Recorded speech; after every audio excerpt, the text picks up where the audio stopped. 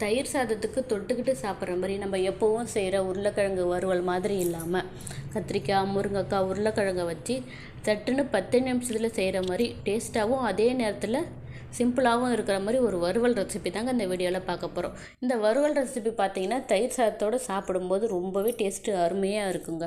இப்போ இதை எப்படி செய்யலான்னு பார்ப்போமா? இதுக்கு நான் ஒரு முருங்கைக்காய், 2 உருளைக்கிழங்கு, 3 கத்திரிக்காய் எடுத்துருக்கேன். நீங்கள் இதே அளவு கூட காய் எடுத்துக்கோங்க, இல்லை இதை விட அதிகமாக வேணும் இல்லை கம்மியாக வேணால் கூட எடுத்துக்கலாம். இப்போ நம்ம எடுத்து வச்சுருக்க காயை நான் மீடியம் சைஸில் கட் பண்ணி எடுத்துருக்கேன். நீங்கள் இதை விட பொடியாக வேணால் கூட கட் பண்ணிக்கலாம். நான் இந்த அளவுக்கு கட் பண்ணி எடுத்துருக்கிறேன். நம்ம எடுத்து வச்சுருக்க கத்திரிக்காய், உருளைக்கிழங்கு நான் இதே சைஸில் தான் கட் பண்ணியிருக்கேன். உருளைக்கிழங்கு தோல் சீவிட்டு சேர்த்துக்கோங்க, அப்போ தான் சாப்பிடும்போது டேஸ்ட்டு நல்லாயிருக்கும்.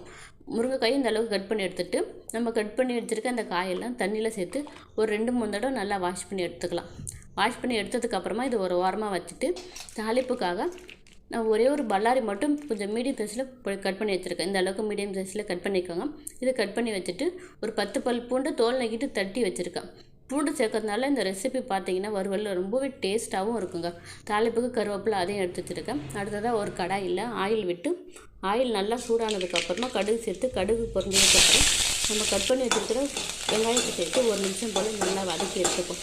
இப்போ இது வதக்கி எடுத்ததுக்கப்புறமா நம்ம தட்டி வச்சுருக்க பூண்டு சேர்த்து அதுவும் நல்லா வதக்கிட்டு கூடவே கருவேப்பிலை சேர்த்துட்டு நல்லா வதக்கி எடுத்துப்போம். இப்போ நம்ம கட் பண்ணி வச்சுருக்க வாஷ் பண்ண கத்திரிக்காய், உருளைக்கிழங்கு, முருங்கைக்காயெலாம் சேர்த்து ஒரு 2 நிமிஷம் போல் நல்லா வதக்கி எடுத்துப்போம். இந்த காயெல்லாம் பார்த்து நல்லா வதக்கினதுக்கப்புறமா இந்த கத்திரிக்காய் பார்த்திங்கன்னா கொஞ்சம் கலர் மாறி வரும். வதக்கினதுக்கப்புறம் இந்த அளவுக்கு கலர் மாறி வந்ததுக்கப்புறம் காயெல்லாம் நல்லா மூழ்கிற அளவுக்கு தண்ணி சேர்த்துப்போம். தண்ணி சேர்த்து ஒரு 5 நிமிஷம் போல் காயெல்லாம் நல்லா வேக வச்சுப்போம். இதில் நம்ம இப்போ உப்பு மட்டும் தான் சேர்க்க போகிறோம். நல்லா கொதித்து காயெல்லாம் வெந்து வந்ததுக்கப்புறமா தண்ணி கொஞ்சம் சுருண்டு வந்ததுக்கப்புறமா கொஞ்சமாக தண்ணி இருந்தால் போதும், ரொம்பவே சுருண்டு வரணும் அவசியம் இல்லை. 2 ஸ்பூன் குழம்பு மிளகாய் சேர்த்துட்டு கொஞ்சமாக கரம் மசாலா சேர்த்துட்டு 1 நிமிஷம் போல் நல்லா கிளறி விடுங்க.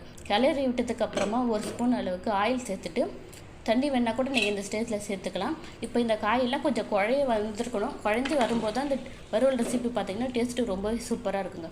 இப்போ இது நல்லா கிளறி விட்டுட்டு நல்லா தலன்னு இருக்கிற தயிர் சாதத்தோட இந்த காய் வறுவலை சேர்த்து சாப்பிட்டு பாருங்கள், டேஸ்ட்டு ரொம்பவே அருமையாக இருக்கும். இந்த ரெசிபியை ட்ரை பண்ணி பார்த்துட்டு எப்படி இருந்துச்சுன்னு கமெண்ட்டில் சொல்லுங்கள். ரெசிபி பிடிச்சிருந்தால் மறக்காமல் ஷேர் பண்ணிக்கோங்க, லைக் பண்ணுங்கள். நெக்ஸ்ட் வீடியோவில் பார்க்கலாம். பாய்.